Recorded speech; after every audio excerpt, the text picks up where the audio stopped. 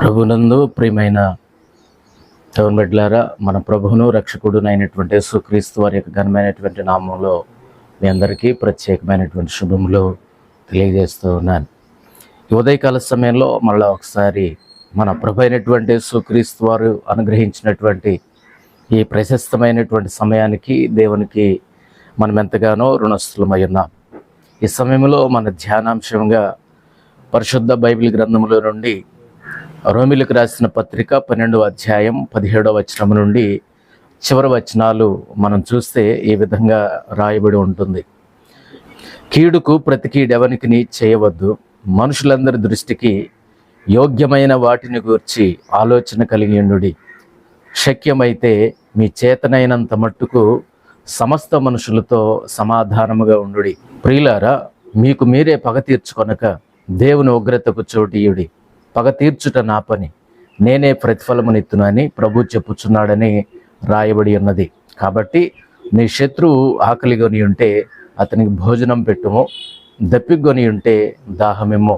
అలాగు చేయుట వలన అతని తల మీద నొప్పులు కుప్పగా పోయేదువు. కీడు వలన జయింపబడక మేలు చేత కీడును జయించుము. మనం చదివినటువంటి వచన భాగంలో అద్భుతమైనటువంటి మాటలు దేవుడు రాయించిపెట్టి ఉంచారు.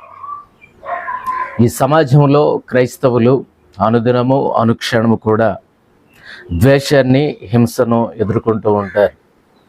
ఇది ఈనాడు కాదండి, ఆనాటి నుండి కూడా క్రైస్తవులు ఎదుర్కొంటున్నటువంటి ప్రధాన సమస్యలుగా ఇవి ఉన్నాయి.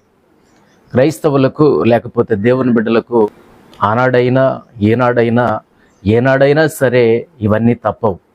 వారు సమాజము నుండి ద్వేషాన్ని ఎదుర్కోవాల్సి వస్తుంది, సమాజము నుండి హింసను ఎదుర్కోవాల్సి వస్తుంది, సమాజము నుండి ప్రతికూల పరిస్థితులను ఎదుర్కోవాల్సి వస్తుంది.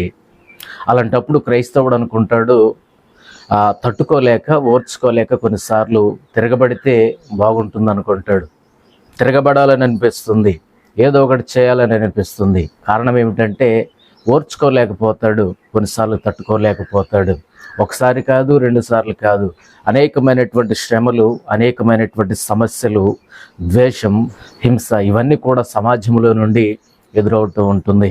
కొన్నిసార్లు క్రైస్తవుడు కనిపిస్తుంది, నేను ఇంతగా పరిచర్య చేస్తున్నాను కదా, ఇంతగా వీరి గురించి ప్రార్థిస్తున్నాను కదా, నేను చేసినటువంటి ద్రోహం ఏంటి, నేను చేసినటువంటి పాపం ఏంటి, నేను చేసినటువంటి అన్యాయం ఏంటి, నేను మంచి చేసినటువంటి దానికి ప్రతిగా నాకు ప్రతికూలతలు ఎదురవుతున్నాయి అని క్రైస్తవుడు కొన్నిసార్లు ఏమవుతాడంటే సహనాన్ని కోల్పోయి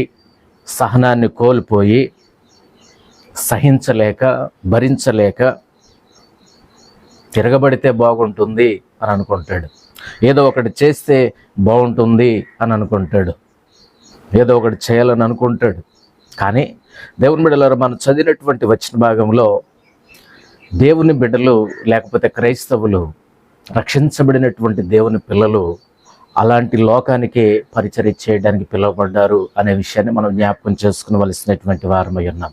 తిరగబడే లోకానికే, హింసించే లోకానికే, ద్వేషించే లోకానికే, ప్రతికూలతలు సృష్టించే లోకానికే మనం పరిచర్య చేయబడ్డాం అని మనము నేర్చుకునవలసినటువంటి వారమై ఉన్నాం, తెలుసుకునవలసినటువంటి వారమై ఉన్నాం. అందుకే దేవుడు మనల్ని పిలిచాడు. అందుకే దేవుడు మనలను ఆ లోకానికి, హింసించే లోకానికి, ద్వేషించే లోకానికి, ప్రతికూల పరిస్థితులు సృష్టించే లోకానికి దేవుడు మనలను పరిచర్యకు పిలిచాడు అనేటటువంటి సంగతిని మనం జ్ఞాపకం చేసుకునవలసినటువంటి వారమై ఉన్నాం. ఈ విషయంలో మన ప్రభు అయినటువంటి యేసుక్రీస్తు వారే మనకు మాదిరి. ఈ విషయంలో మన ప్రభు అయినటువంటి యేసుక్రీస్తు వారే మనకు మోడల్. ఆయన ఏ విధంగా హింసించే లోకానికి పరిచర్య చేసినాడో, ఆయన ఏ విధంగా ద్వేషించే లోకానికి పరిచర్య చేసినాడో, ఆయన ఏ విధంగా ప్రతికూలతలు సృష్టించే, అడుగడుగున అణువణువున ప్రతికూలతలు సృష్టించే లోకానికి ఏ విధంగా పరిచర్య చేశాడో మన ప్రభు అయినటువంటి యేసుక్రీస్తు వారే మనకు మాదిరిగా ఉన్నాడు. సాధ్యమైనంత మట్టుకు, శక్యమైనంత మట్టుకు మనం సమస్త మనుషులతో సమాధానంగా ఉండాలని పరిశుద్ధ గ్రంథం మనకు నేర్పిస్తుంది. ఉదాహరణకు చూస్తే సంఘాన్ని హింసించినటువంటి పౌలు గారు ఉన్నాడు. సంఘాన్ని హింసించినటువంటి పౌలు గారు, సంఘాన్ని ద్వేషించినటువంటి పౌలు గారు, సంఘాన్ని దూషించినటువంటి పౌలు గారు ఉన్నాడు. కానీ దేవుడే అలాంటి కర్కశకుడిని, దేవుడే అలాంటి కఠినుడిని, దేవుడే అలాంటి కఠినమైనటువంటి రాతి మనసు కలిగినటువంటి ఆ పౌలుని లేకపోతే సౌలుని దేవుడే మార్చాడు. దేవుడే తన కృపచేత తన ప్రేమ చేత సౌలును మార్చాడు. సర్వాధికారము కలిగినటువంటి దేవుడు అలాంటి సంఘాన్ని హింసించినటువంటి, సంఘాన్ని ద్వేషించినటువంటి, సంఘాన్ని పలు విధాలుగా శ్రమలు పెట్టినటువంటి సౌలుని సర్వాధికారి అయినటువంటి దేవుడు ప్రేమతో గెలిచాడు, ప్రేమతో జయించాడు. ప్రేమ ద్వారా మాత్రమే సౌలు పౌలుగా మార్చబడ్డాడు, పరిచర్యకు నియమించబడ్డాడు అనే విషయాన్ని మనం జ్ఞాపకం చేసుకునవలసినటువంటి వారమై ఉన్నాం. దేవుడే మన న్యాయాధిపతి, దేవుడే మన న్యాయాధిపతి, ఉగ్రతను పంపించేవాడు. తన చిత్తానుసారంగా ప్రతి దాన్ని కూడా ఆయన తన యొక్క ఆధీనంలో ఉంచుకోగలిగినటువంటి గొప్ప దేవుడు మన ప్రభు అయినటువంటి యేసుక్రీస్తు వారు అనేటటువంటి సంగతిని మనం జ్ఞాపకం చేసుకునవలసినటువంటి వాళ్ళమై ఉన్నాం. సౌలు పౌలుగా మార్చబడినటువంటి సౌలుని దేవుడు ఏ విధంగా జయించాడో తెలుసా?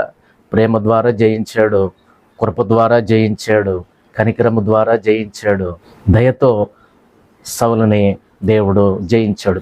కాబట్టి మన యొక్క జీవితాల్లో కూడా దేవుడు ఇది కలిగి ఉండాలని ఈ వచనాల్లో మనకు నేర్పిస్తున్నాడు. దేవుని కృప, ప్రేమ మన యొక్క జీవితాల్లో అలాంటి వాళ్లకు కనపరచడమే మన పని, అలాంటి వారికి ప్రేమను పంచడమే మన పని, అలాంటి వారికి దేవుని యొక్క కృపను పంచడమే మన పని. లోకంలో ద్వేషించే వాళ్ళు ఉన్నారు, దూషించే వాళ్ళు ఉన్నారు, ప్రతికూలతలు సృష్టించేటటువంటి వాళ్ళు ఉన్నారు, అప్పుడు ఉన్నారు, ఇప్పుడు ఉన్నారు, వాళ్ళు ఎప్పటికీ కూడా ఉంటారు అనేటటువంటి విషయాన్ని మనం జ్ఞాపకం చేసుకోవాలి.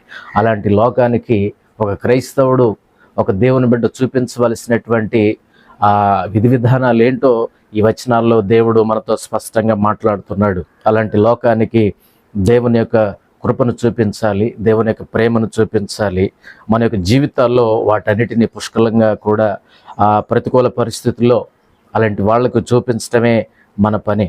ప్రభు అయినటువంటి యేసుక్రీస్తు వారు కూడా శిలోపై యేసునందు దేవుడు కీడును జయించాడు అనే విషయాన్ని మనం నేర్చుకోవలసినటువంటి వాళ్ళమై ఉన్నాం. మనలను కీడు జయించకుండా చూసుకొని మేలు చేత మాత్రమే కీడును మనం జయించాలి అనే విషయాన్ని మన క్రైస్తవ జీవితాల్లో మనం అవలంబించవలసినటువంటి వాళ్ళమై ఉన్నాం. అది సమాజము కానివ్వండి, అది సంఘము కానివ్వండి, అది స్వంత కుటుంబం కానివ్వండి, మనం సమస్త మనుషులతో సమాధానంగా ఉండాలని దేవుడు పిలిచాడు, దేవుడు పిలుపునిస్తూ ఉన్నాడు. ప్రియమైనటువంటి దేవుని బిడ్డలారా, సోదరి స్నేహితులారా, అది స్వంత కుటుంబం కావచ్చు, అది సంఘం కావచ్చు, అది సమాజం కావచ్చు, అది ఎవరైనా కావచ్చు, ఎలాంటి వాళ్ళైనా కావచ్చు. దేవుడు మనకు నేర్పించినటువంటి గొప్ప పాఠం ఏంటంటే, ఈరోజు హింసించే లోకానికి, ద్వేషించే లోకానికి, ప్రతికూలతలు సృష్టించే లోకానికి మనం పరిచర్య చేయడానికే పిలువబడ్డాం. అలాంటి వాళ్లకు దేవుని యొక్క ప్రేమను చూపించడానికే మనం పిలువబడ్డాం. అలాంటి వారికి దేవుని యొక్క గంభీరమైనటువంటి పరిచర్యను చేయటానికే మనం పిలువబడ్డాం. ఇలాంటి వాళ్ళు ఆనాడు ఉన్నారు, ఈనాడు ఉన్నారు, ఏనాడైనా వాళ్ళు ఉంటారు. ఇలాంటి వాళ్ళు, అలాంటి వాళ్లకు దేవుని యొక్క ప్రేమను చూపించడానికే మనం పిలువబడ్డాం కదా. అలాంటి వారికి దేవుని యొక్క మాదిరిని చూపించడానికి మనం పిలువబడ్డాం కదా. అలాంటి వాళ్ళకి దేవుని యొక్క కృపను చూపించడానికి మనం పిలువబడ్డాం కదా. అప్పుడు మన యొక్క జీవితాల్లో అవసరమైనటువంటి మాటలు ఈ రోమిలకు రాసిన పత్రిక 12వ అధ్యాయము 17 నుండి చివరి వచనాల్లో దేవుడు రాసిపెట్టి ఉంచాడు. దేవుడే ప్రతి ఒక్క వ్యక్తిని మార్చగలిగినటువంటి సర్వాధికారి అయినటువంటి గొప్ప దేవుడు. ఎలాంటి వారినైనా సరే, సౌలును సహితం పౌలుగా మార్చగలిగినటువంటి గొప్ప దేవుడైన, కఠినులను సహితం ఆయన మార్చగలిగినటువంటి గొప్ప దేవుడైన, బండ హృదయాన్ని సహితం, రాతి హృదయాన్ని సహితం ఆయన మాంసపు గుండెగా మార్చగలిగినటువంటి గొప్ప దేవుడైన, ఆయన మార్చగలడు, ఆయన ఏదైనా చేయగలడు. ఎందుకోసమనంటే ఆయన సర్వాధికారి అయినటువంటి దేవుడు, న్యాయాధిపతి, ఉగ్రతను పంపించేవాడు, తర్వాత అలాంటి గొప్ప దేవుడు ఆయన. కాబట్టి దేవుని బిడ్డలారా, మన యొక్క జీవితాల్లో నేర్చుకోవలసినటువంటి విషయం ఏంటంటే, దేవుని యొక్క కృప, దేవుని యొక్క ప్రేమ దేవుని యొక్క గంభీరమైనటువంటి పరిచర్య మన యొక్క జీవితాల్లో కలిగి ఉండి అది అనేకులకు చూపించవలసినటువంటి మాదిరికరమైనటువంటి క్రైస్తవ జీవితాన్ని మనం జీవించవలసినటువంటి వారమై ఉన్నాం. అలాంటి జీవితాన్ని మనం కలిగి జీవించడానికి పరిశుద్ధాత్మ దేవుడు మనందరికీ, మీకు, మీ కుటుంబానికి నిండుగా దయచేసి స్థిరపరిచి ఈ ఆధ్యాత్మిక జీవితాల్లో నడిపించునుగాక. దేవుడు మిమ్మల్ని దీవించునుగాక. May God bless you.